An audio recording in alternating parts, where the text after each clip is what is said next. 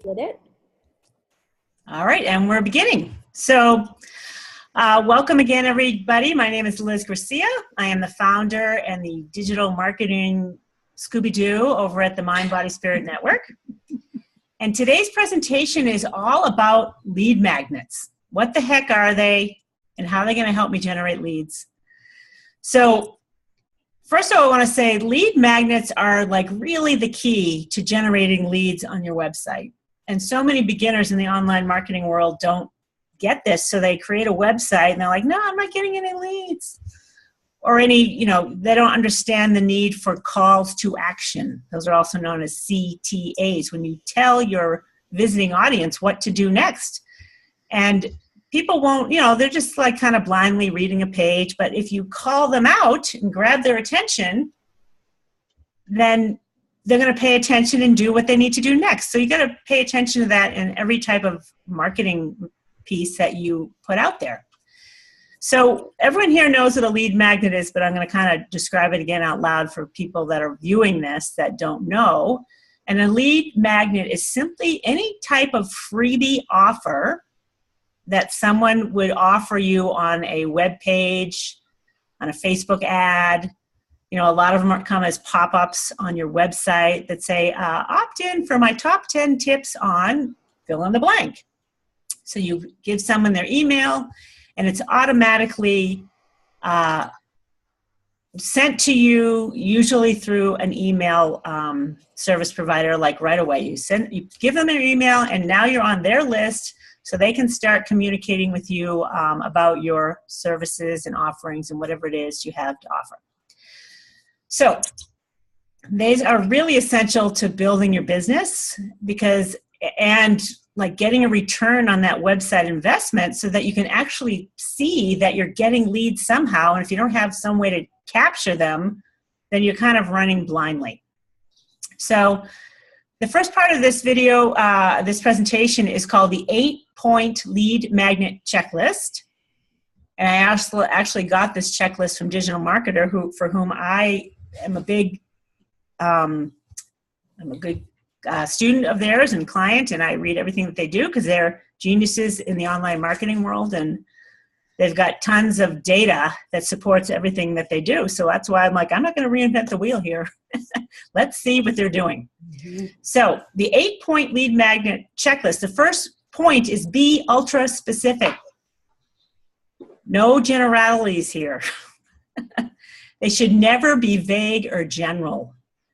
They must offer an ultra-specific solution to an ultra-specific market and problem.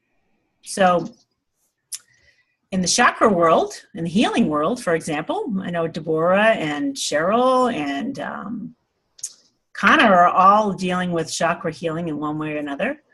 Ultra-specific would be, what are the top 10 symptoms that your root chakra is weak or failing? That's ultra specific. I'm not talking about all 7 chakras here. I'm talking about one and everything that's going on with them. That's ultra specific. The next thing a lead magnet should offer is a one big thing. It's like the magic pill or silver bullet. So in regards to the root chakra thing, is like, you're going to say, what are the top 10 symptoms of a weak root chakra, and how can I help you resolve it today? So something fast and effective. What can you offer them that's fast and effective and they can consume in the next 5 minutes? Not, because it's an ebook, you're like, oh, I don't have time for this. So it's always better to make and deliver one big promise as opposed to a lot of little ones. So just, ultra specific in the offering, make one big promise, deliver it. And they're like, whoa, that worked. You also need to speak to a known desired end result. So what does your market really want? In this case of the chakras, someone needs to feel safe and secure in their body. That's what they really want. I want to feel safe and secure in my body. It's a root chakra issue. So if you can figure that out and offer a lead magnet that promises it, they'll gladly give you their contact information and attention in return. So this is a hint they say is you want to talk about the size of the holes, which is the end result. What hole are you filling? Not the size of the drill bits that make the holes. And I'm not quite following this, but I'm following what digital marketers said. So if you can fill a big hole fast that can then lead to more interactions with somebody, that's fantastic. Immediate gratification. This is the issue with the ebook problem that Heather's having, or had, or the person who delivered the ebook to Heather, they're having that problem because she's not responding and she doesn't have time to read an ebook. An ebook would really come as a sales opportunity after they get to know you first. So a little snippet of the ebook is enough.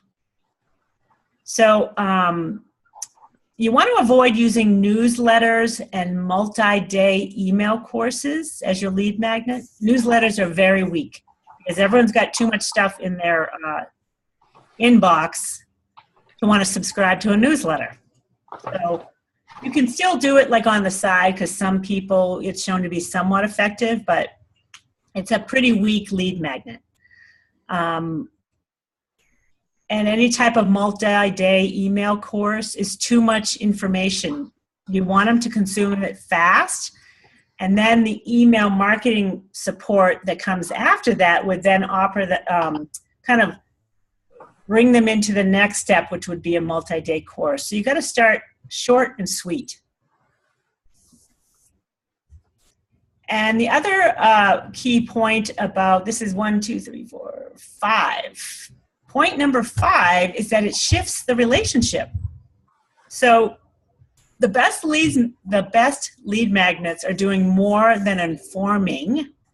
They're actually changing the state and mindset of your prospect so that they're kind of pre-framed to engage in future business with your company. So when you can provide a shift like, whoa, and I've heard it quite a few times in these online meetups that we're doing, if you just provide one little tidbit that is a shift, and that's why I kind of reorganized how I present to you guys, is that short and sweet and one topic at a time. I'm kind of I'm following my own advice without really thinking it through. And now that I'm saying it out loud, it's like, oh, when I change this format to I'm throwing everything at you at once, it loses everybody.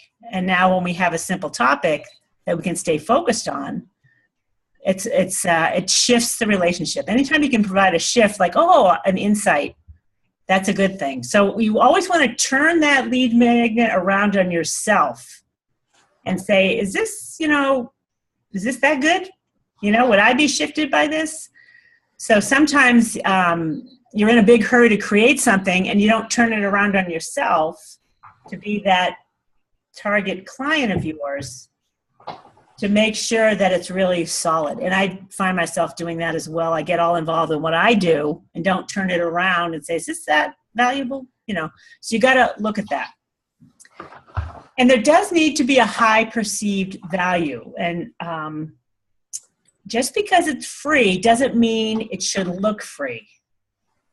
And for that first freebie, it could be a simple PDF, but it should look good. It shouldn't be some crappy, Word document with poor formatting, no pictures, make it, look good. And I can show you an example of a PDF I created for somebody. And if you're part of the network, and Deborah, you're going to get a little bonus from me, is if you have some type of cheat sheet or checklist that you'd like to create as your lead, I will create that one for you so that you have something that looks good. So, and it also has to have some high actual value. So if it's all sizzle and no steam, you may get their contact info, but you'll lose their attention. So you don't want to send something that everyone's like, oh, that was lame, they just wanted my email. You don't want that attitude or that response. It's got to be, in order to win, you must promise, you've got to deliver the goods and be willing to give. I personally am happy to give all this information, and I could easily, put together classes and sell them, and that'll come down the line. But it's not important. Whatever anyone needs to know, I'm happy to share that and keep someone from making mistakes. So that's kind of, actually have a high value in what you're offering. So those are the top 8 checklist points. And I think we're about 10 minutes in, aren't we, Kana? That was just about 12 minutes. Okay, all right. So we're going to do one other breakout room. And now let's see if you have an idea for a lead magnet. Okay, Kana, that's the question. Do you have a new idea for a lead magnet, and what might it be? So we're going to do a breakout room again. Okay. All right. So just another. So you want to go ahead and do that? Okay. All right. 3 rooms, okay? Yep.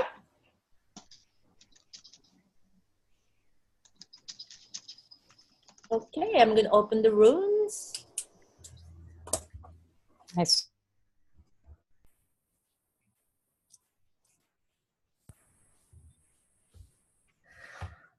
Hey, Liz. Can you see yourself yet? No. Oh, that's okay. But on another topic, quickly, can you send me the link to officially schedule you to do keyword research for Aptica LLC? Yep. And I'll send you an email with his name, his contact information, all that stuff. Okay. Cool. So you and I are in the recording, Barbara, so I want to talk about lead magnets. That's good. And I want to talk about lead magnets. Cool. So do you have an idea for you or your client? Well, in the last breakout, I got there just toward the end, but they said, what tips would you give someone? And I said, well, I could do 3 quick tips to finish your opening paragraph. Oh. And, what most people dread is they think something has to be long and involved, when in fact you can do 3 or 4 short sentences and have a paragraph. Right. So it would be like, what I would offer is a throwback to simple sentence constructions, so that you can, and give examples so that you go, oh, I can do that. Yes. I can do that. But, again, my selling point is, this is all easy for me. Let me do it for you. Yeah, of course. Yeah. So another good lead magnet for you, Barbara, could be how to format a good sales page. The anatomy of a great sales page. Yeah. Blueprint for a great sales page. Other things I've seen, any type of marketing content needs a good outline, even a newspaper ad, Barbara, any type of print ad. The anatomy of a great newsprint ad or magazine ad or print ad of any sort. Yes. Right? I'm writing these down. Those are all really, really good. So I loved it that you just said, as you research this, and I find this to be true when you teach anything, as you research it, you're changing your own methods. Yes. Yeah, that's great. I know. You read it and you go, am I doing that? What? No? Okay, I'm going to start doing that. Right, I know. You always got to come back to the basics and look over it again. Yeah. Until you get it and you know it. Like this 8-point checklist, I still need to check on it and say, am I covering all the bullet points here or not? Or am I getting distracted? Yes. Because everyone tends, you as a writer know when you're helping people that write, that they want to write a novel that if you're a good editor will turn into a paragraph or a chapter. A chapter, and then come back to them and say, what else you got? Exactly. Now finish the story. Right. Yes, exactly. So Stephanie, do you have some more ideas for lead magnets for you? I don't.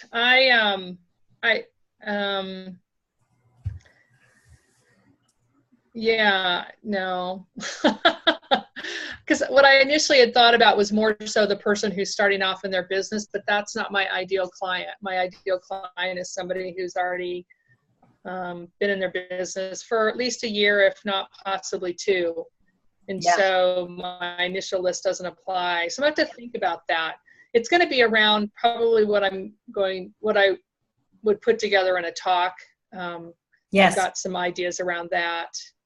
And so I think I'd like to tie it ideally to the talk that I want to do, which uses the acronym TRADE. It's the concept of trading this for that, that being time. Yeah. A great lead magnet for you, Stephanie, could be an assessment.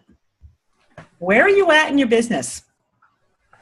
And you create an assessment that would put value on different answers. And then the results of the assessment would say, you know what? You're looking good. You don't need to hire anyone yet, or you're buried in the nitty-gritty and you need to get processes in place. Something that takes a look at where they're at, like how are they spending their time? If you're an executive, your own little company, and you're hiring people, you say, where are you spending all your time? A time assessment. Mm-hmm. I spend 50% of my time looking at time cards. That's not a good use of time, right? So a time assessment could be a great lead magnet. And a process assessment on anything, if there's a particular process that you know is essential that you're finding a lot of people are kind of letting fall by the wayside, any type of assessment like that, because people like to know where they're at. It's kind of a little competitive thing to an extent. Everyone wants to score high, but they also want to know where they're at. So I'm actually looking at assessments for lead magnets for all of my clients and for the network in general, because I think it's engaging and fun. Adding fun to the equation is a good thing. So okay, great. Barbara, we have 40 seconds. Does your security guy get ideas for him on lead magnets? I'm just giving that some thought because we'll speak again Friday morning, and I told him it's his selling season, so he should be thinking about stuff like that. I mean, I would say like the 10 biggest security holes in your system would be. Yep. Yes. Where are the biggest holes? Yeah. His current 10 tips, I think it's 8 tips about ransomware. Time for a change. So security holes is. Yeah.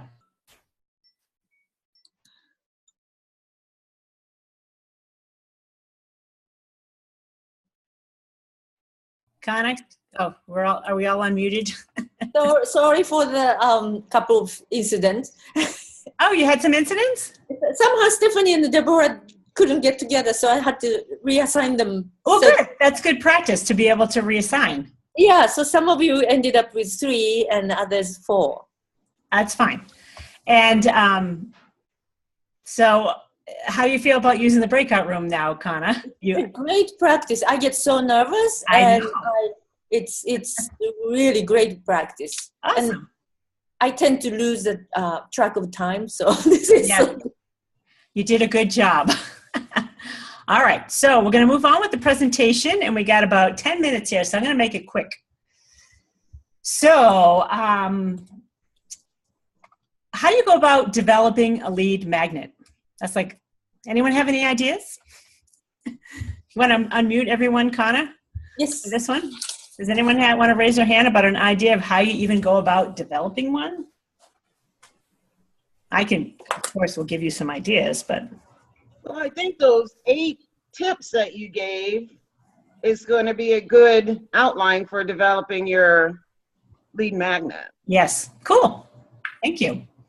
Well, you should always start with the end result in mind. Yes, thank you. That is very important because we don't. We get all caught in our head about getting them in the door, not giving them results, right? That's me. All right, so one thing you can use as a lead magnet is to look, if you're in business for a while and you have frequently asked questions, you got questions someone asks all the time, answer the darn thing. Just answering, the top 10 responses to the most frequently asked question I have. That's a great lead magnet because you already have living proof that people want answers to that. Okay. Another one is, that's okay, Deborah, is the keyword research that I've done. And most everyone here, except for Kana, has had keyword research done. There's so much great information on developing lead magnets in there. And I want to say, if you're going to do stuff online, it doesn't make sense to know where there's interest. Because if you create a lead magnet for which there is no search volume or interest, it could be weak. And that's no fun. You know, for you, Rachel, I know back issues are huge. So offering a lead magnet to help people solve the lower back issues or back issues in general, I know is a winner. So I wouldn't, creating a lead magnet and then the follow-up email series and funnel that happens behind it is a lot of effort. And to dive into creating one without someone saying, yeah, that's a good idea, or looking at research that supports it with volume and financial viability is something to think about in online marketing in particular. So another place to turn is to look at top selling books in the topic of whatever you're doing in Amazon, and they'll give you 5-star reviews, and many of those titles have questions that can be a great lead magnet. So if you see a New York Times #1 selling book on Ayurvedic morning routine, right, you can kind of garner or see that, well, there's a lot of interest in this topic. So that's just 3 ideas that I have for that particular thing. And I want to discuss, where do these lead magnets show up? Number 1, you got to have one on your homepage. Absolutely. That is the #1 visited page by far of any website. I think 80 to 90% of traffic on most websites is to the homepage. So you've got to have some sort of lead magnet on that page. And I know we're going to share Cheryl Murphy's page because I know she's got one. Hold on one sec. I'm going to share my page. Share my screen in a second here. Just to show you, and I'm going to just point out ideal places for lead magnets to be. So on Cheryl's page, she does have a newsletter right off the bat, which is fine. She also has this, ask me a question. This is, when we first started working together, Cheryl offered a free psychic question that she would answer. That garnered tons of leads. They didn't turn out to be ideal clients, however, so just FYI. But this is her lead magnet right here, right off the bat, right when you come in the door. She's got 2 opportunities to capture a lead. And she also offers, she's got a lot of leads here. I do have a lot of leads. It may be a little too much, but that's okay. I'm wondering if it is. It could be. But you're giving opportunity for people to get connected with you. This other lead for her is to her top 5 tools to ignite your psychic ability. And if I click here, oh, that's not what I wanted to. This has changed since we worked together. But anyway, that's a lead magnet on a website. And Cheryl has got good coverage there. And that's super important. The other place you want to lead is, and this is really important if you're going to start blogging. And this is a blog on the Mind, Body, Spirit Network for one of our members who is a certified medical intuitive. And the best, one place you want a lead magnet is here in the sidebar. And up here it says subscribe to our blog. Ideally, I would rather have, my intention is to have her lead magnet on the right-hand side of her blog. But this is still a lead magnet. It's saying, hey, if you like my blog, subscribe to it, which is great because I've got 5 subscribers now and I just started doing this. So that's a good sign. But within the context of the blog, you want to offer a lead magnet. So as we're going along in this blog, there's a video by the way, which is really important. And then once you get into the little bit of the reading here, there's a lead magnet buried in the blog, which says, wondering about the mind, body, spirit connection between your emotions and symptoms, and symptoms that may be showing up in your body. So if you click here, if I click, this is going to bring me to Holly's landing page, and a lead magnet. Oops. Oh, That's not good. owie. Jeez, I got to fix that. Thank you. Let's see if this one's working. Jeez. Hold on, you guys. Anyway, that's not good at all. I thought I just created that. All right, I'll fix that. Anyway, it comes to a landing page, and I'm going to talk you through it. But let me talk about the importance of having the lead magnet in your blog. First of all, that lead magnet needs to relate to the blog. It can't be out there in left field. So she's offering a mind-body, an emotions-body connection chart. It's a PDF that shows you what the emotions are related to each body part. And this is kind of a chakra thing too. But data from Digital Marketer has shown that when you provide a lead magnet inside of a blog that's relevant to the blog, the conversion rate can be as high as 20% of people that click on here convert to a lead. As opposed to putting some type of lead magnet that is not related to the blog, they get like a 2% conversion rate. So it doesn't make sense to put a lot of effort into writing a blog without a lead, first of all, because you always want that reader to lead to the next step with you some way. You got to tell them what to do next. And it doesn't make sense to have a lead magnet that's not related to the blog. So just numbers-wise, it makes sense to do that correctly. And I'm not doing it correctly right now because it's not capturing leads, and that's not good because I'm sending traffic there. So that was really the most important things that I want to cover about leads today.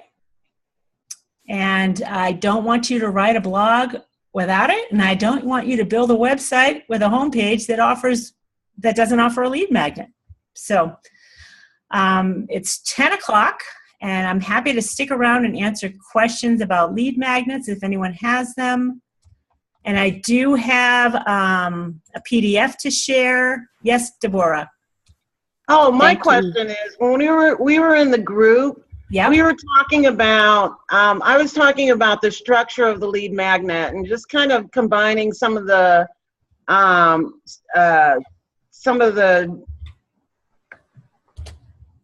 comments that other participants made about liking to see video.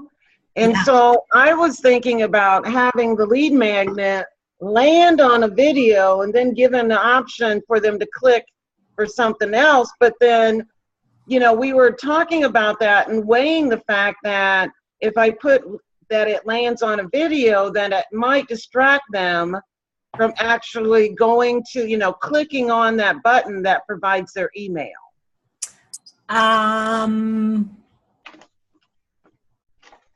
You could have the video introducing the lead magnet like embedded in your blog.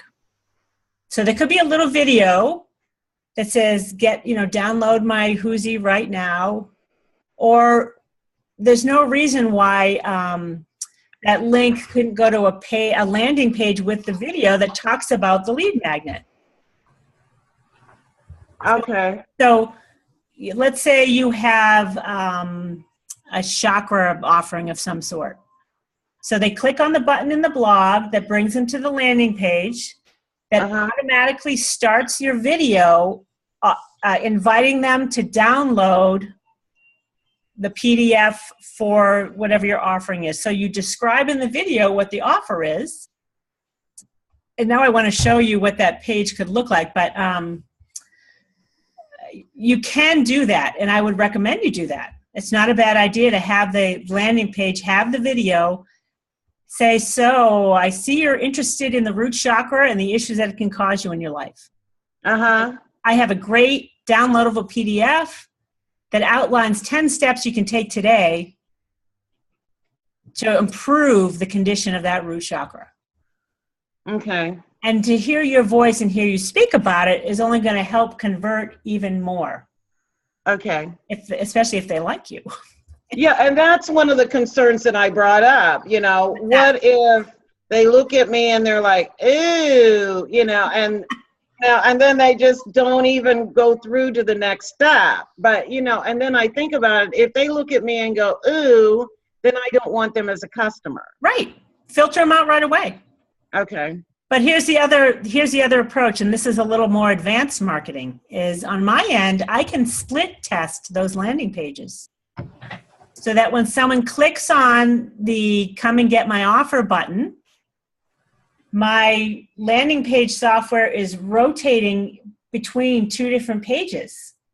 So that it'll come to a page with a video and come to a page without a video, and then it will tell me what converts better. Oh, okay. That's the next step.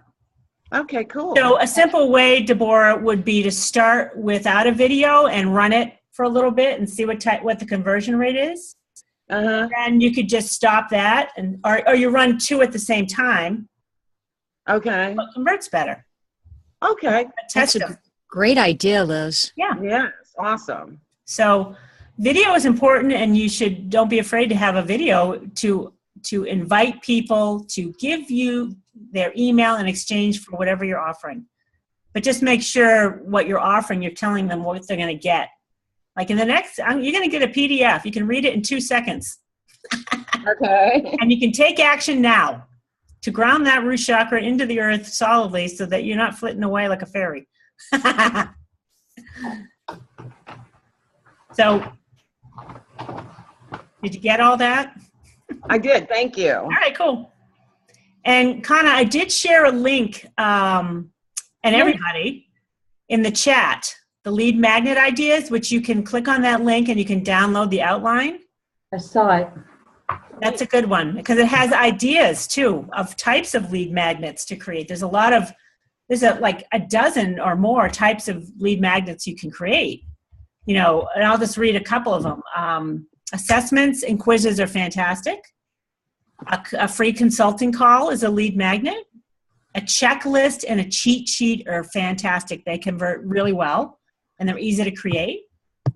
Coupons are lead magnets. A flow chart, an ebook, of course, but I wouldn't recommend that. It's too long.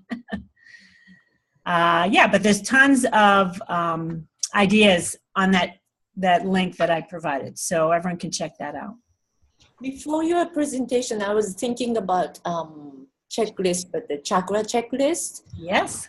But after your presentation, I started thinking maybe I should just stick to one root chakra or just one. And well, you can do both though. I don't think it's a bad idea, Kana, to do the 7 chakras. What are the 7 chakras? A lot of people don't even know. And why is it important to know about them? And that would be your intro. That's the intro. And then you support it with getting deeper into each one. So a lead magnet into a chakra course could be, first of all, what are the 7 chakras and why is that important? And then your next lead, you can start developing a whole workshop around the 7 chakras where you could sell the whole course or you just sell one chakra at a time. You can do both. And if you're developing all that content, it makes sense to be able to sell each chakra as a standalone course. Yeah. For sure. And Digital Marketer does that with all of they have courses that they sell for $2,000. And then they sell courses, they break that up into like 12 courses.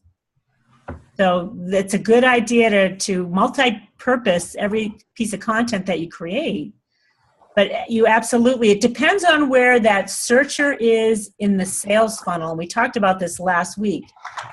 Are they at the top of the funnel, meaning they're just like generally looking into the chakras? They don't know what they are. They kind of heard about them and they want to know more. That's where the lead magnet of the 7 chakras is a good idea. And then you'll have searchers that are looking for the root chakra. And you'd be surprised, there's 8,000 searches a month on more than 8,000. That's just the phrase root chakra has 8,100 searches a month. So there's plenty of opportunity and support to create individual topics and classes just on that, and lead magnets. So, and that's where keyword research, which is what I do kind of I've done it for everyone here, is really helpful to know where to focus your efforts from the beginning and what kind of lead magnet you can create. And Christine, who's been in the group too, who's an aromatherapist, she's developing essential oil products and natural remedies for, back pain, depression, whatever. And we did keyword research, and she found that she was developing product for which there's no one's interested. So it was helpful to see what problems can I solve, and then she can develop her little sampler of a natural remedy for back pain is a fantastic lead magnet that would then lead to more product sales. So you follow me on that? Or did I talk too fast, Connor? Or you understand that, please? Yes, it makes sense. Okay, cool. Anyone else have questions, or we're good? Cheryl, we're going to use that strategy with you, that workshop strategy. Yeah. All right. Well, if everyone's good to go, we can end the meeting. And I forget what next week's topic is, but I think I have it right here. Let's take a peek. Next week's topic is, I'm going in order. That makes sense. It's going to be all about the email autoresponder series. So what happens when someone opts in for that lead magnet? You got to have that email autoresponder series ready to roll. So that's next week's. Connor, my love, thank you for being our co-host today. So appreciate it. And we won't see you next week, right? You're busy. Yes. Okay, but I'll see you the week after that. Yes. You'll be my co-host again. Cool. All right. Deborah, Cheryl, Barbara, great to see you.